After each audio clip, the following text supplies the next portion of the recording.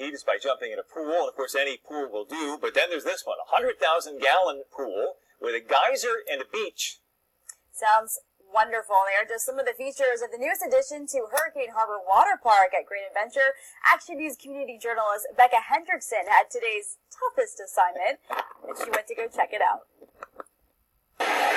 It's easy to feel on the ropes about a day like today. So hot, we're all dreaming of an island getaway. But before your mind drifts away... Oh, it's outrageous. It's so hot. I don't know what to do.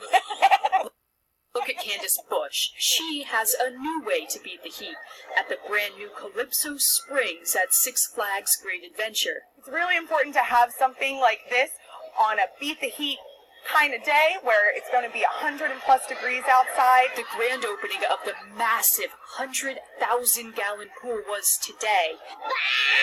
And it's safe to say guests wasted no time taking advantage of the beach-style attraction. You have those waves coming. Sometimes it's not great for our weaker swimmers and our young children. So this really gives that option for all of those guests. It's surrounded by an open lounge deck, but you won't find many people laying out on a day like today. You have to stay in there, though. You get out, you back sweating again. Now, there is a special weather indicator here at Six Flags that lets people know just what the temperature is really like. You can see what all these different readings mean. I have a suspicion what it's going to be. Yeah, it's hot and sunny.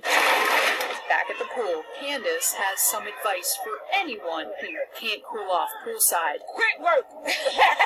In Jackson Township, New Jersey, Becca Hendrickson, Channel 6 Action News.